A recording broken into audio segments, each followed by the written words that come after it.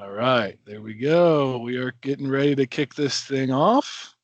We got a nice group of attendees here today. We'll give everybody an extra 30 seconds or so to start trickling in.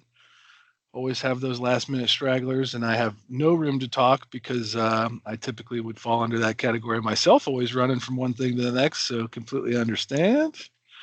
There we go. Got an extra person or two there jumping in. Okay, let's go ahead and kick this thing off. So thank you everybody for joining us today.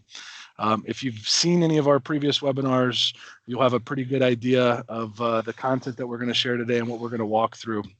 The goal for today is to help paint the picture and give folks the understanding of how implementing CMMC works and who owns what and where MSPs and ESPs fit into that puzzle.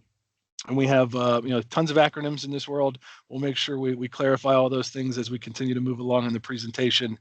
One comment that I do want to make is, as we're going through the content, please feel free to jump in, interject, add your questions at any point in time. We will have a Q&A section there at the end, but there is no such thing as a dumb question because these will all be anonymous. So make sure if there's anything top of mind for you, throw it in the chat. We'll get those answers out there.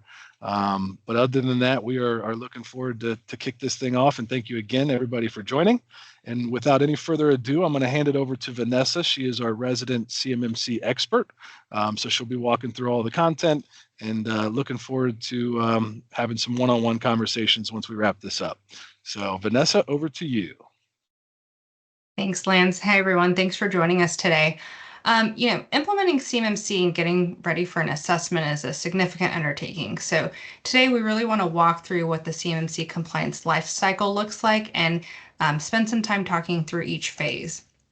And so we'll talk about that lifecycle compliance, and then, at different points, a lot of the OSCs will need support. And so we're going to center today's discussion around the lens of working with an MSP. And so we'll focus on where an MSP fits and then what role we play along the way. And then finally, we'll cover what a shared responsibility matrix looks like, because when an MSP is involved, it's critical to define early who owns what parts of the control, and how those responsibilities are documented for your organization. And so first, I threw out a phrase, external service provider. And as Lance said, there's a lot of acronyms in the CMMC landscape. So I want to make sure we're aligned on a key term in the ecosystem, and that's external service provider, or ESP. And so when we say ESP and CMMC, we mean an outside person, a technology, or provider that plays a role in the environment or in protecting that environment. So that can include things like MSPs, consultants, maybe a SOC or some type of other outside security service.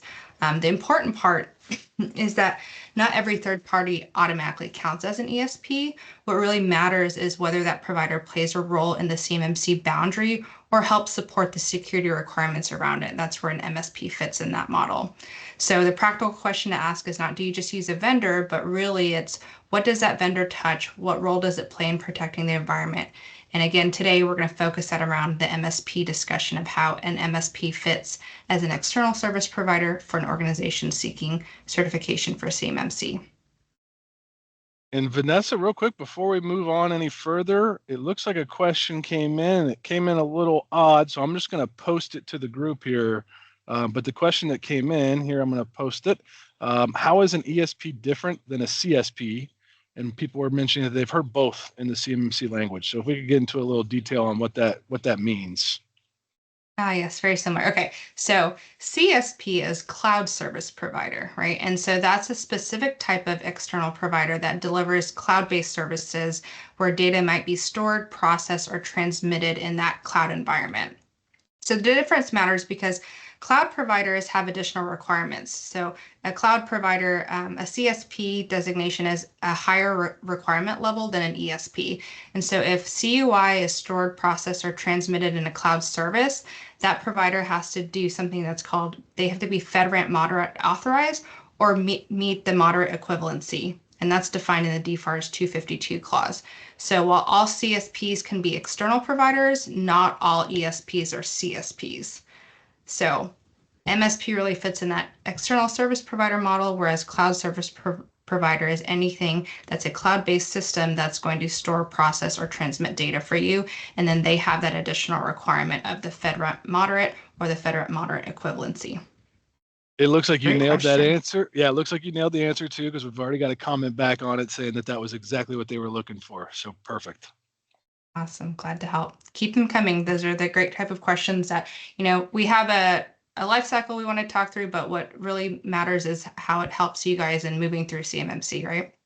And so because CMMC is not just a single event, it's the process, we want to talk about the life cycle because a lot of companies jump straight into controls or they might start buying tools and they don't really go through it in like a logical sequence of the life cycle. And so typically that can cost them money, be costly in terms of time, money spent, and then just resources. So what we have here is what the life cycle typically looks like, right? It captures all the steps or decision-making processes that an organization seeking certification will either need to decide upon or take on independently, right? Or bring in a third party. So typically when they bring in some outside help, some of these steps can get consolidated or completed in a different order based off of that external service provider's offering. But in one way or the other, they'll be covered in some shape or form throughout the life cycle. And as we go through the discussion, we'll break these 12 steps into 3 different sections. So we'll talk kind of foundationally, then readiness and remediation, and then lastly, validate and maintain for compliance. So let's go into what implementation looks like with an MSP. So we're in foundation now, right? So this is the first 4 steps that really drive everything. So let's go a little deeper here. When we talk about step 1, we really need to be clear on what level you're required to meet. And that's driven by your contract. So it depends on whether you handle federal contract information, FCI, or controlled unclassified information, CUI. So if you handle FCI, then the requirement's different than CUI. FCI just puts you into level 1, and CUI puts you into level 2, where FCI has the 17 controls we're assessing against, and CUI has 110. Once you understand that level, the next is really identifying where the information actually exists. So that's the find, the CUI, and the FCI. So you need to perform an inventory of and determine where the data lives. Where does it come from? How does it move through your organization and your environment? Who has access to it, and where does it leave your organization? All of those things have to be defined because you have to know how to protect it, right? And so that's where the boundary for what's in scope of the CMMC assessment is predicated on. If your boundary's wrong or you don't really fully understand that, you can't really perform all the next accurate steps for assessment and protecting it because you don't know what or where you're protecting data. And then if we talk about, I'm going to move forward there. I just kind of talked on those items in 1 and 2 here, kind of more deep dive. I'm going to go into 3 and 4. So when we talk about how to implement, this is really where, some organizations, some things will remain with the organization, like policy enforcement, user behavior, and internal accountability. But a lot of the companies are going to work with consultants or MSPs to help design, implement, and support technical controls. And so in step 3, DIY or help, you really have to assess your organization in terms of its internal IT capability. Are they technically proficient, and are they properly resourced to take on the control implementation and the ongoing compliance effort required for CMMC? In many cases, what we've seen is the answer is no, or that the effort to build the capability internally is more burdensome than working with an MSP that already has the expertise and the structure in place. So the key early on in the process is being clear on who owns what, right? And so from there, you decide how you're going to track the compliance. So you need a structured way to manage your evidence, your policies, things like screenshots, logs, and documentation, because that's what the best assessment is going to be based on, is the documented evidence. So some smaller organizations will try and manage through things like spreadsheets, file folders, while others will use compliance tools or platforms built specifically for compliance purpose. So when an organization is working with an ASP, like a managed service provider, that provider will often bring a tool set to support the process. And so in our case, we utilize FutureFeed as our GRC platform for the tool. And hey, Vanessa, again, real quick, before we jump too far, another question just came in, and I don't know what I did. I think it's something I did on my end. All the questions are routing directly to me, so I'm just going to, again, post it back into the chat. But the question was, how do you identify where the CUI lives? Like, how do you start from that standpoint? How do you figure out where it's at, who's touching it, what needs to be, taking place? Yeah. And so this is where key stakeholders really need to be involved in the conversation, right? Because often you bring in a OSC, you can't just answer that question because they've never really thought about that because they haven't done the safeguarding of the data. So you have to start exploring all of the areas. So you look at, okay, where does the data live, right? And that's where an MSP might help from the technical aspect of how data flows. Where does it come from? So that's really the stakeholders and the people who are actively working with the DoD procurement officers would help identify, hey, how do they send us data? How do we get contract data? How does it move through our environment? So again, maybe more of a technical conversation with your MSP or your consultant of like, how do people access it? How do we, get it from one user to another inside of our network? How do we maybe disseminate to a sub that's part of our contract? And then who has access to it, right? So that's where access control list and key stakeholder list are really important of who actually has access to CUI. And then when you're done with it, or you're submitting it back to the DoD, or you're sending it to primes, how are you having it leave your organization? So it's really a multifaceted conversation that involves key stakeholders from different areas to really define all of those different areas for mapping where you find the CUI or the FCI. Perfect. I know it's a tough question to answer, just quickly there, but I think that nailed it. Yeah, great question again.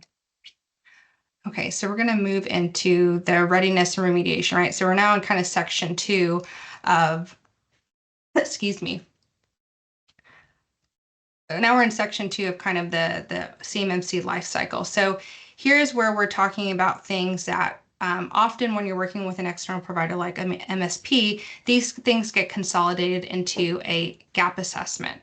And so when we talk about a gap assessment, some of this stuff will have foundational pieces that'll be meaningful for a gap assessment, and then some of the things that you'll implement with your MSP or your external provider that you're working with.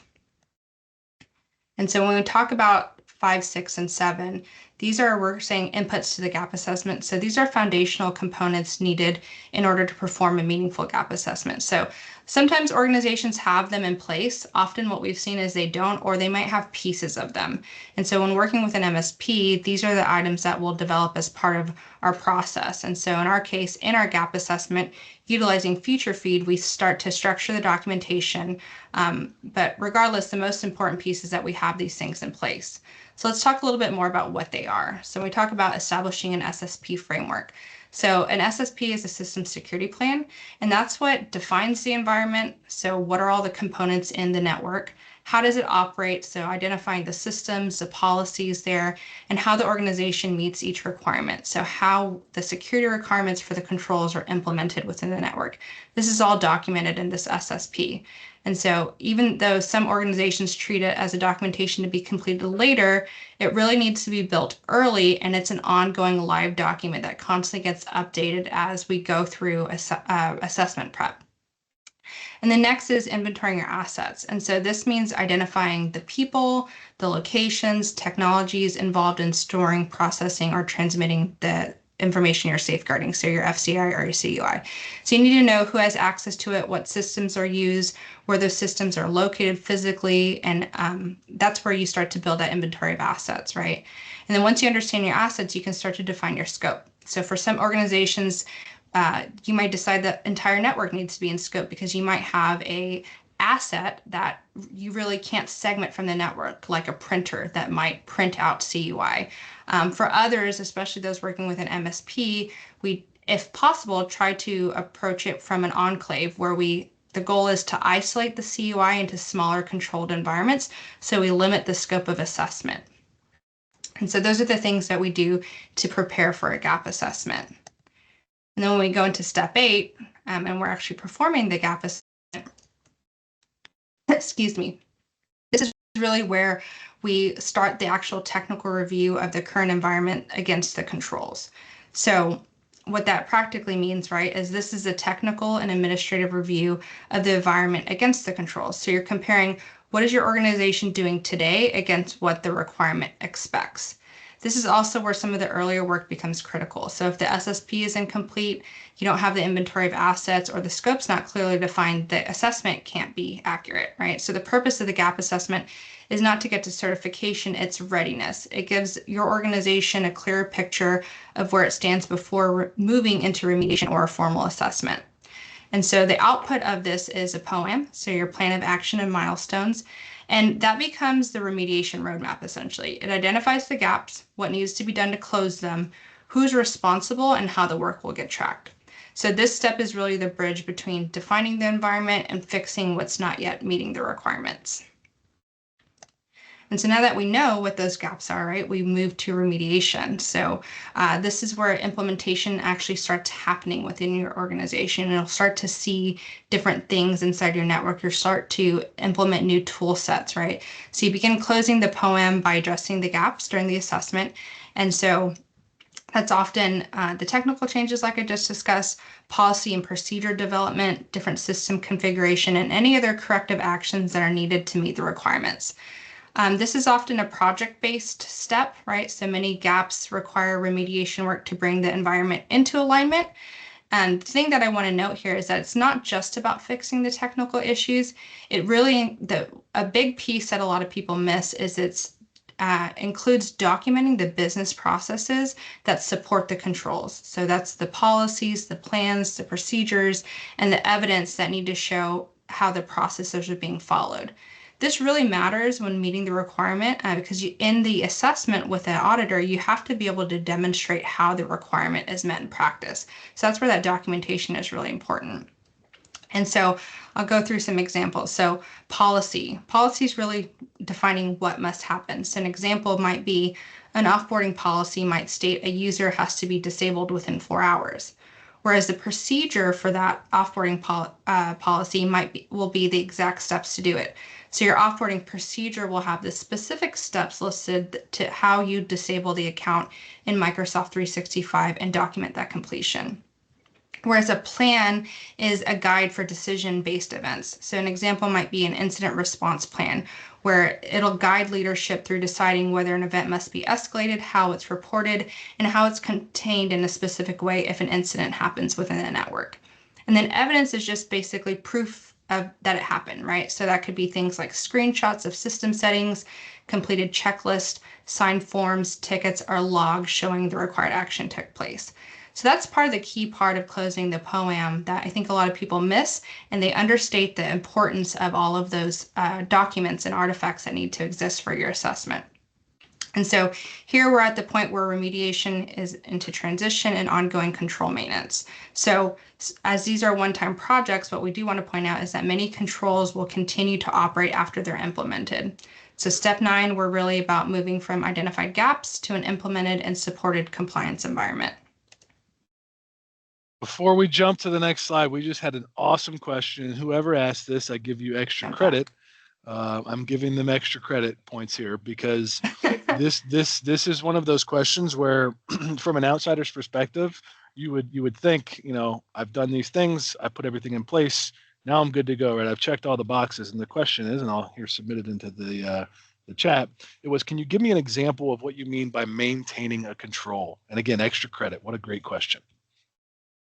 Okay, yeah. So this is often a part where, right, where we talk about, hey, it's not a one-time project, it's the ongoing compliance. And so, for example, we'll go back to the incident response plan, right? It's not just enough to say, hey, I have a plan and my requirement satisfied. That control also expects that the incidents can be detected and reported and handled as part of normal operations. So in our environment, that typically means that the incident response control is supported through ongoing monitoring and detection services.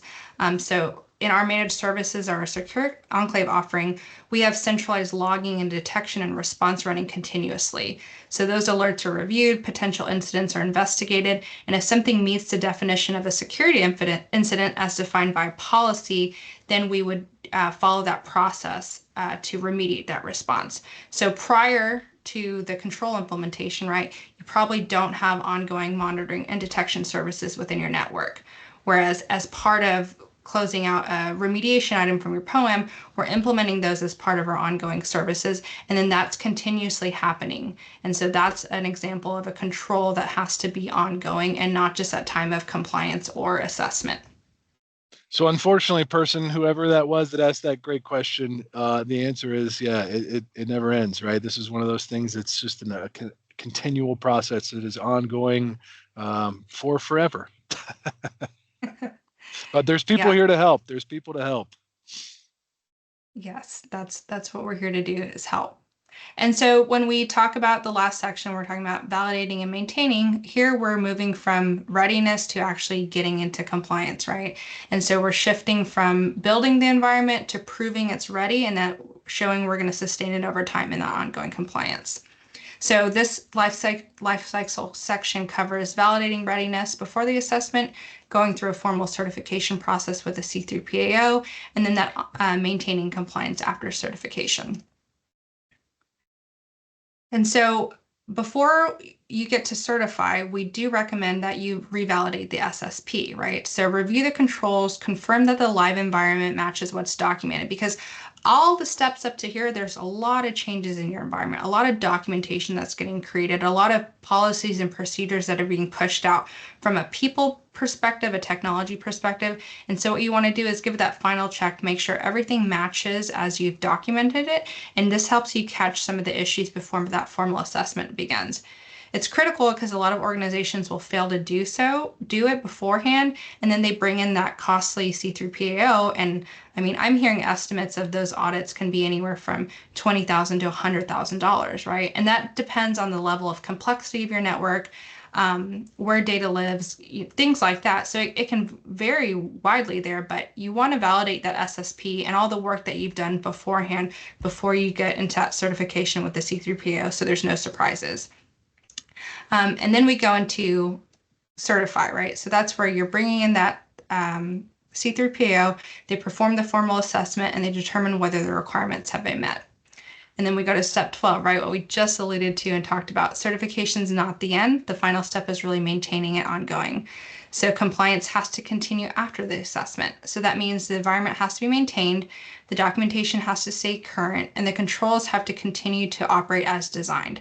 And so for level 2 specifically, that means you as an OSC have to give annual affirmations of that being valid, and you have to reassess with a third-party auditor every 3 years. That's the current cycle they've defined. So from the MSP side, this is where the ongoing support becomes especially important, right? The client remains accountable for compliance, but the MSP supports the readiness by helping maintain the controls. We support the evidence collection, we assist with pre-assessment validation, and then we provide those ongoing monitoring services through managed service or a secure enclave environment we've created for you. So this is really, where you see it's not a one-time project, it becomes part of how the environment is operated over time. Okay, and then so we're going to talk about, that's the complete life cycle from step 1 to 12, from defining scope to remediation to ongoing maintenance. And so as we've discussed throughout this webinar, organizations going through CMMC often do it with the support of MSP. And because of that, ownership across the life cycles is often shared. So what this slide shows is how responsibilities are typically distributed between the OSC and the MSP. So you can see some steps remain clearly with the OSC. There's really no MSP involvement, maybe other than advisory at that point, right? But other steps can be shared, such as building the SSP, inventorying assets, defining scope, working through the gap assessment and remediation project. And then there are the areas where the MSP might lead technically, such as implementing the controls, supporting ongoing monitoring, and preparing for the assessment. So even though the MSP plays a significant role, the OSC is still the responsible and accountable party for compliance overall. And so that's especially important during assessment because the C3PO is assessing the OSC, not the MSP. And something to highlight on, right, is once we talk about responsibilities being shared like this, it becomes really important to clearly define who owns what. And so without clarity, organizations run into problems during remediation, during assessment prep, and especially in that C3PAO audit. So that's why when an MSP or an ESP is involved, a shared responsibility matrix is a critical part of the process. And so the purpose of the matrix is to clearly map control ownership between the OSC and the ESP. So it defines which responsibilities stay with the client, which are supported by the provider, and where responsibilities may be shared. So this is not the slide before, I'll go back. This is not necessarily a shared responsibility matrix. This is shared responsibility across the life cycle we're defining. When we talk about a shared responsibility matrix, it's more specific into the controls that we're assessing. right? And this matters because when an MSP or ESP is heavily involved, the organization pursuing CMMC doesn't automatically outsource accountability. The OSC is still responsible for meeting the requirements. But in the MSP relationship, that becomes important where they're operating technical environments, supporting certain controls, maintaining tools, or helping produce evidence while the client still owns its internal policies, things like users' behavior, approvals, or other organizational responsibilities. So if those lines aren't clearly defined, confusion can show up very quickly during assessment. So what the shared responsibility matrix does is it removes that ambiguity. It helps both parties align on who's responsible for implementation, ongoing operation, evidence support, and control ownership at the time of assessment. So from an operational standpoint and an assessment standpoint, the shared responsibility matrix helps ensure the client, the MSP, and the C3PAO all have a clear understanding of control ownership. And so this is often something that's designed and provided when you're in an ongoing support relationship with an MSP or an ESP. And I just want to throw something out here before we get to the Q&A. This is just a comment, not a question from anybody in the audience today, but I think Vanessa just did a great job explaining what that shared responsibility looks like. And I want to make sure we're very clear. If we could do the whole thing and execute the entire project from start to finish for you, we would. Unfortunately, there are pieces of it that you have to own just as far as implementing how those things work and how you roll them out across the organization. But I want to make sure everybody knows, as a provider, that's what we were here for, to help hold your hand and walk you from start to finish and explain step by step exactly what steps need to be taken, what needs to be implemented, how you can implement those things. So just want to make sure everybody knows we are here to hold your hand. It's a complicated process. There's a lot that goes into it, and it can absolutely be overwhelming. So that's our goal is to take that pressure off your shoulders and make sure you know exactly what needs to happen and what needs to be done to get to that finish line. That's a great point, Lance. Okay, and so that really covers the main content of what we wanted to walk through today, right? So we're talking about life cycle from start to finish, how the process looks when an MSP is involved, and ownership across the different areas. So at this point, let's open it up for some questions. This is my favorite time because everybody who is a little bit too shy, too gun shy to put the questions in the middle of the chat, this is your opportunity to get them out there because we are, knee deep, neck deep in the CMMC world every single day. So like I said, there's no such thing as a stupid question. So start firing them into the chat and we'll get them out there and get the answer going. Speaking of, we got our first one and it again came to me. So I'm going to post it into the Q&A section. And the question was, there's been a lot of confusion on our team about self-attestation versus a formal C3PAO assessment. How and when does each apply? And I think this is a fantastic question. Okay. Yeah, and it's very common right now, right? Because we're in the phased out approach of the final 48 CFR rule. And so under the final rule, they're implementing CMMC through a 4-phase process. And so in phase 1, what's very clear thus far, and that's what we're in now. So that started November 10th of 2025 and will go through for a year. So in phase 1, contracts might require a self-assessment or, sorry, in phase 1, self-assessments are allowed for level 2, right? So meaning the contractor or the organization seeking certification can perform an assessment internally. They can submit the SPRS score, and that's all they need to do for right now. What happens is phase 2, this is the big shift that we're going to see. So in a year from phase 1, so November 10th of 2026, the DoD can begin requiring level 2 certification assessments from a third party. So kind of paraphrasing the specific ruling, right? The requiring activity will specify in the solicitation whether contractors must achieve level 2 self-assessment or certification assessment. So that means that either could be true in phase 2, but the contract as going out for bid will specify what that looks like. So in phase 1, self-assessments all day, every day are okay. In phase 2, self-assessments might not be valid for the contract you're going for award for. And I think an important thing to note on that is you won't know until the contract goes out for bid. So exactly. if it does say, a C3PO formal assessment is required and you haven't taken those steps, unfortunately, that just kind of eliminates you as far as being eligible to be awarded that contract. You can bid on it, but if it's set as a requirement, you unlikely to be awarded that contract. So it's not a roll of the dice that I think would be worth it. Exactly. Especially, that's a business decision, right? How people are preparing for this is how much of your revenue is tied to DoD work. And, that should draw what this next step should be for your organization. Yep, absolutely. And Great while you were question. answering that question, we had another one come in, and it was, if we use ongoing services with an MSP, does that mean the MSP gets assessed instead of us? So that's a firm no. So the organization getting assessed is always the DoD contractor, right? So if an MSP is involved and they're providing a service like Secure Enclave or managed services, the assessor will the MSP will be in scope, right? So they might be involved in the interview process. They might want to look at how we're supporting those controls, but the responsibility still stays with the OSC.